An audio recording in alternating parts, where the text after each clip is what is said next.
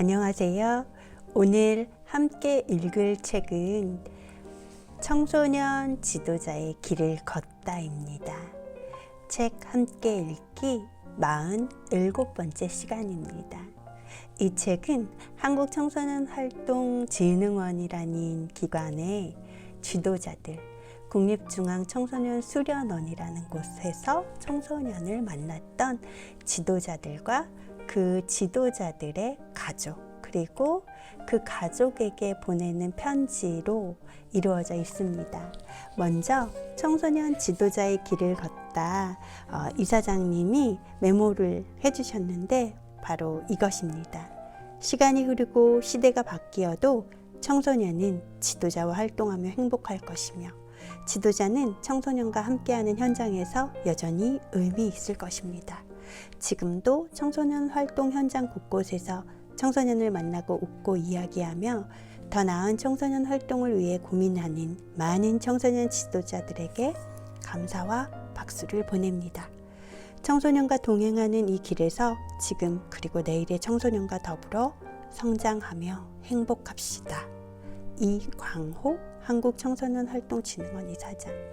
이런 메시지가 책 날개에 있고 여러 가지 나의 길, 나의 삶, 청소년 지도자, 청소년 활동의 발자취, 지금 그리고 미래, 내가 만난 가장 기억에 남는 청소년과 동료들, 청소년 지도사의 아들과 딸, 청소년 지도자로서의 엄마와 아빠로 목차가 되어 있는데 저는 그 중에서 몇 가지를 읽어드리겠습니다. 먼저 이상진 선생님이 쓴 글 중에서 코로나의 역습 읽겠습니다.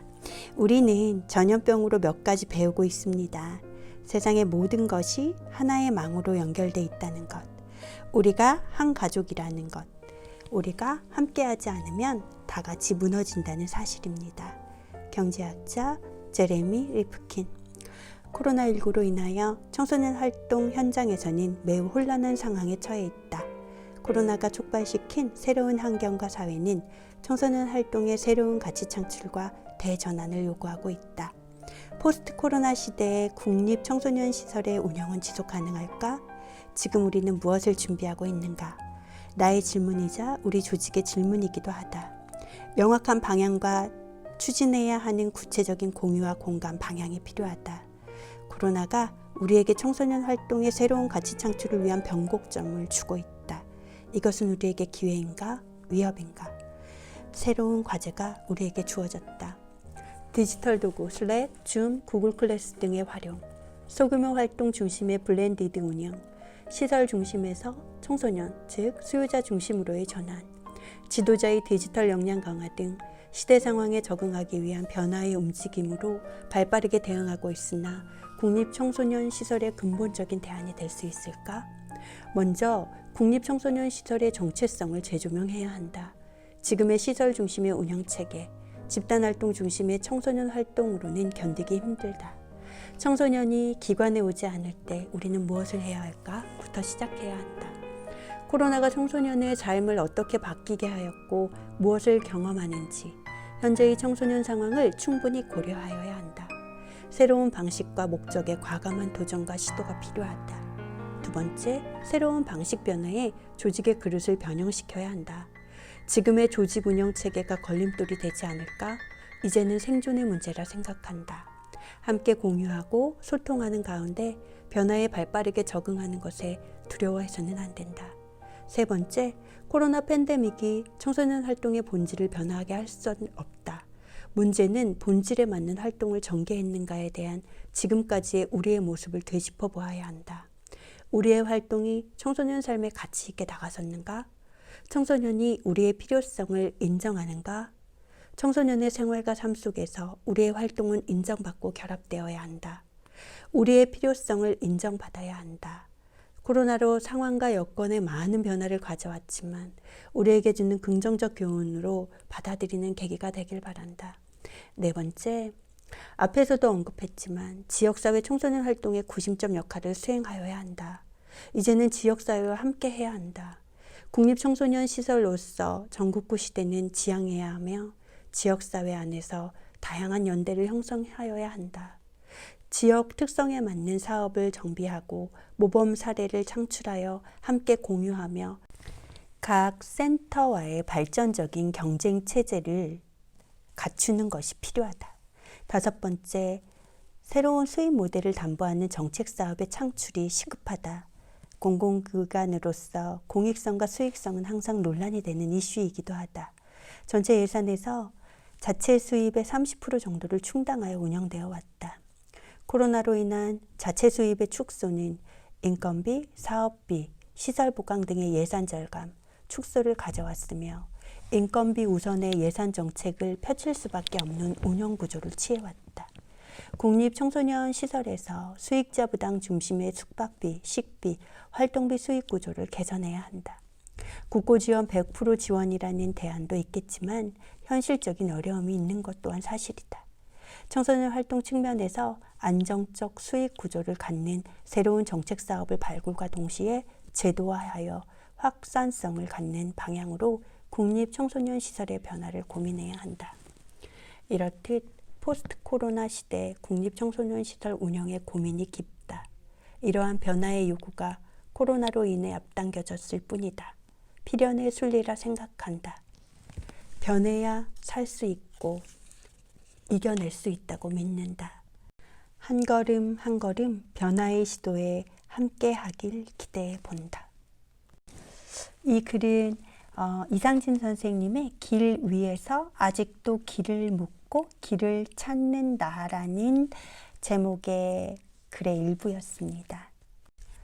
다음 글은 포스트 코로나 시대 청소년 활동의 방향이라는 글 중 마지막 내용을 읽겠습니다. 전명기 선생님의 글입니다. 코로나19 팬데믹 속에서 세계보건기구 WHO와 게임 업계가 함께 힘을 합쳐 Play Apart Together, 따로 똑같이 놀자 캠페인을 진행하고 있다. 이 캠페인은 WHO가 전 세계를 대상으로 게임 사업을 운영하고 있는 18개 대표 기업들과 코로나19의 확산을 최소화해야 한다는 인식을 함께하며 마련되었다고 한다. WHO와 참여 게임 기업들은 방대한 유저 네트워크를 통해 물리적 거리, 손해위생, 호흡기 에티켓 및 기타 예방 조치 등 WHO의 건강 지침을 알리고자 하며 캠페인을 의미하는 해시태그 Play Apart Together를 공개 정보를 공유한다. 이와 함께 일부 게임 내의 특별 이벤트, 독점 요소, 활동, 보상, 영감을 제공해 유저가 자신의 건강과 가족, 지역사회를 위한 모범 사례를 받아들이도록 권장해 당신이 어디에서 어떤 게임을 하던 변화를 만들어낼 수 있다라는 메시지를 전하고 있다. 이 캠페인에 동참하는 액티비전 블리자드의 최고 경영자인 마비 코틱은 타인과의 안전한 접촉이 지금처럼 중요한 적은 없었다. 기쁨과 목적의식, 의미의 렌즈를 통해 사람과 사람을 연결하는 게임은 그래서 가장 이상적인 플랫폼이다. Play Apart Together처럼 가치 있고 꼭 필요한 캠페인에 참여해 자랑스럽게 생각한다고 했다. 또 노르 크라이스 메이살 와드 설립자 겸 최고 경영자는 우리 모두 각자 최선을 다해 코로나19에 맞서 싸워야 한다. 외출 자제는 코로나19의 위험으로부터 자신과 사회를 보호하는 데 매우 중요하다. Play Apart Together에 참여한 것을 기쁘게 생각하며 코로나19 예방 가이드라인을 담은 새로운 게임들도 출시할 것이다 고 했다. 녹색경제신문 2020년 3월 31일에 글에서 발췌했습니다. 이 시기 혼돈 속의 청소년 활동에도 많은 시사점을 준다. 아직 코로나19가 청소년의 생활과 청소년 활동을 강하게 위축시키고 있는 상황이다. 이런 시기일수록 이 시대 청소년들의 삶이 일상의 건강함을 회복하고 스스로의 꿈을 향해 거침없이 나아갈 수 있도록 청소년 활동의 새로운 길에 대해 고민하고 대안을 만들어가야 할 것이다. 그러기 위한 대전제는 청소년들이 원하고 필요로 하는 것들을 할 수 있도록 하는 방법이 필요하다는데 대한 청소년 활동 현장의 공감대 형성일 것이다. 지역과 현장, 그리고 청소년들이 함께 고민하고 해결 방안을 모색할 때 청소년 활동의 지평도 그만큼 넓어지고 보편적 공감대도 확장될 수 있을 것이다. 다음은 20살 중천과 함께한 청소년과 내게 영감을 준 사람들 그리고 알게 된 것. 한신희 선생의 글입니다. 그중 청소년을 어떻게 사랑해야 하는지 알려주신 분들 읽겠습니다. 할아버지는 5년간 치매를 앓다가 돌아가셨다. 그 시기에 할아버지는 가장 예쁜 모습으로 기억된다. 어린 소년 같은 모습이었다. 며느리가 사준 고양이가 그려진 흰 단화를 즐겨 신고 혹시 집을 못 찾아오실까봐 마련한 집 주소와 전화번호가 적혀있는 명찰을 달고 나 다녀올게요 라는 말을 하며 외출을 하셨다. 치매라는 병이 있지만 당당하고 여유롭게 비교적 건강한 모습으로 다니셨다. 우리 가족은 그런 할아버지를 매우 아름답다고 생각했다. 치매에 걸려 방 안에 갇혀서 욕을 하고 칼을 휘두르는 분들의 모습도 간접적으로 많이 접했는데 우리 할아버지는 어쩜 이리 순하고 얌전하게 미소를 잃지 않으실까? 늘 좋지만은 않으셨다. 밤에 종종 치매 증상이 나타났는데 어느 날 할아버지가 누워 계시다. 갑자기 크고 다급한 목소리로 물이 들어와 내 이불 속으로 물이라고 말했다. 물론 할아버지 이불 속으로 갑자기 물이 들어올 리는 없다. 그 당시 할아버지의 증상 중 한 가지였다. 여유로운 모습으로 우리 할머니는 혼잣말로 이렇게 말했다. 어휴, 저 영감 또 시작했네. 그러시더니 잠깐만 기다려요 하며 유유히 일어나서 바가지를 들고 할아버지 곁에 앉아 이불을 들추며 이렇게 말씀하셨다. 여기요? 내가 지금 물 푸고 있어요. 안심해도 돼요. 할아버지는 그제야 안심한 표정으로 잠이 드셨다. 그런 할아버지는 할머니와 어머니에게 늘 고맙다라는 말씀을 하셨다. 조선 팔도에 우리 며느리 같은 사람 없다. 고맙다. 그런 말을 들은 부모님이라서 그러셨는지 내가 실수를 하거나 사고를 치거나 또 아프거나 할 때 똑같이 말씀해 주셨다. 그만해서 정말 고맙다. 진정으로 사랑한다는 건 무엇일까? 진심으로 함께 아파하는 것도 중요하지만 진심으로 이해하는 행동도 중요하다. 염려보다 이해를 먼저 해주셨던 조부모님과 부모님 덕에 알게 된 사실이다. 할머니는 맞춤형 사랑으로 할아버지 곁에 계셔주셨다. 관계에 있어 서로 불행에 처하게 된 경우의 대부분은 희망과 기대를 구별하지 못하는 것에서 시작된다. 할아버지와 할머니는 평생을 살면서 서로 마음이 통하는 순간순간을 켜켜이 쌓은 채 나이 들었고 병이 든 순간에도 믿음으로 존중하고 행동했다. 할머니는 할아버지가 행복하길 희망하되 정상적이길 기대하지 않았다. 내 기대의 투영물로 청소년을 보는 게 아니라 지금 현재 내 앞에 있는 아이의 상황에 맞게 함께 얘기하고 행동하려고 노력하는 어른이 많았으면 좋겠다. 우리 할머니처럼.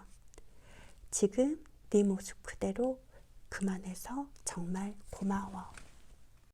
다음은 청소년 지도사의 아들과 딸, 그리고 청소년 지도자로서의 엄마와 아빠라는 글 중에 딸, 마음껏 하고 싶은 것 하면서 사랑받고 사랑하며 행복하게 살아라 라는 글입니다. 손성희 엄마, 신공명 아빠가 썼습니다. 사랑하는 예빈아, 엄마 아빠의 사랑으로 태어나 사랑으로 자라고 있는 너를 엄마는 늘 생각한단다. 춥지 않을까? 덥지 않을까? 불편하지 않을까? 언제나 너의 기분을 살피고 가장 편안한 상태에서 생활할 수 있기를 바란단다. 생각만 해도 보고 싶고 안고 싶고 만지고 싶은 내 사랑스러운 아이. 50cm도 안 되는 작은 아이가 뱃속에서 꿀렁꿀렁 돌아다니던 그 기분. 태어나서는 뱃속에서처럼 버둥대던 손과 발, 울고 웃고 뒤집고 앉고 기고 서고 걷고 스스로 밥을 먹고 말을 하고 노래하고 춤추며 커가는 너의 모습들은 늘 말로 표현할 수 없는 감동이란다. 특히 요즘 앙증맞은 두 주먹을 허리춤에 움켜쥐고 너의 주장을 펼치는 4살 모습은 앞으로 우리 예빈이가 어떻게 살아갈까라는 상상도 해보게 해. 어떻게 살아갈까라는 물음은 아직 4살 너에게 한참 어렵고 무거운 얘기 같지만 한 살 한 살 커가며 하고 싶은 것도 많아지고 또 그 많은 경험들이 너의 어떤 삶에 대한 초석으로 단단하게 쌓여갈 거라 생각하면 그리 먼 얘기도 아닌 것 같아. 그래서 엄마 아빠는 우리 예빈이가 몸과 마음이 건강하고 튼튼하게 자랄 수 있도록 최선을 다해 다양한 경험과 행복한 기억들을 함께 쌓아가려고 노력한단다. 물론 지금의 경험들을 모두 기억할 수는 없겠지만 행복한 기억은 행복한 마음이 되고 그 기억과 마음은 긍정적이고 밝은 예빈이를 만들어줄 거라고 믿거든. 예빈아, 엄마 아빠는 청소년 지도사라는 직업을 가지고 삶의 한 부분을 꾸려간단다. 예빈이의 행복을 생각하기 이전에는 많은 청소년들의 행복에 대해 고민했었어. 청소년기에 접어든 아이들이 어떤 경험을 통해 행복하게 살 수 있을까라는 질문을 했을 때 누군가 하고 싶은 것을 하는 것이라고 조언해주면 엄마는 뭔가 막막한 기분이 들었어. 이 대답이 너무나 막연해서 하고 싶은 것이 없는 나는 행복하지 않은 걸까? 꿈이 없는 나는 행복하지 않아 라고 생각하는 청소년들이 있을까봐 조바심이 들었거든. 하지만 예빈이를 만나고 함께 커가며 행복이라는 것이 엄마의 걱정처럼 어려운 것이 아니라는 것을 알게 되었어. 길 가다 돌멩이를 주워 선물이라고 주는 예쁜 내 딸, 벌레 먹은 나뭇잎을 줍고 사철나무 열매를 따고 풀꽃을 뜯어 엄마 가방 한가득 채워주며 행복해 어쩔 줄 몰라 하는 너의 표정을 보면서 아, 이 모습이 행복이구나. 행복할 땐 이런 얼굴이구나. 엄마가 배우게 된단다. 매 시기마다 행복을 느끼는 경험들이 다르겠지만 지금처럼 하고 싶은 말을 하고 감정을 표현하고 다른 사람들과 함께 어울려 살아간다면 그게 바로 행복하게 살아가는 것 아닐까? 5살의 예빈이가, 10살의 예빈이가, 20살의 예빈이가, 30살, 40살, 50살, 100살의 예빈이가 행복하게 살 수 있도록 하고 싶은 일을 마음껏 하며 살아갈 수 있도록 예빈이 주변에서 예빈이에게 좋은 얘기를 해주고 좋은 경험을 하게 해주고 좋은 관계를 맺어주는 좋은 사람들이 가득했으면 좋겠어. 엄마는 인복이 많아. 그래서 매번 어려운 일이 있을 때마다 좋은 사람들이 엄마에게 힘이 되는 얘기를 해주고 손잡아주고 안아줘서 크게 좌절하지 않고 하고 싶은 일을 하며 재밌게 살아왔던 것 같아. 우리 예빈이도 엄마 아빠 못지않게 주변에서 사랑을 쏟아주는 좋은 사람들이 많기 때문에 엄마처럼 인복이 많을 거라 생각해. 그래서 우리 예쁜 예빈이가 마음 다치지 않고 크게 좌절하지 않고 하고 싶은 일을 신나게 하며 건강하고 행복하게 살아갈 수 있기를 엄마 아빠가 항상 기도할게. 그리고 우리 예빈이가 엄마 뱃속에 있을 때 엄마가 늘 들려줬던 얘기, 사랑받고 사랑할 줄 아는 아이로 자라라고 했던 그 얘기를 밑거름 삼아 작은 일에도 감사하며 다른 사람의 입장에서 생각하고 사랑을 나눠준다면 언제나 우린 행복할 거야. 이런 사람을 어찌 사랑하지 않을 수 있겠어. 하고 싶은 일을 마음껏 하며 늘 웃음 넘치게 행복한 신예빈이 되기를 엄마 아빠는 항상 응원해. 사랑한다 예쁜 우리 딸. 청소년 지도사 부부가 이렇게 예쁜 딸 예빈이에게 주는 메시지를 마지막으로 청소년 지도사의 길을 걷다 정말 맛보기로 읽어드렸는데 이 책은 구하기가 힘듭니다. 얼마 안 찍었거든요. 예, 원하시면 제가 가지고 있는 걸 제 걸 드릴게요. 책 함께 읽기 47번째는 청소년 지도사의 길을 걷다였습니다. 오늘도 행복하세요. 어떤 길을 걷든지요.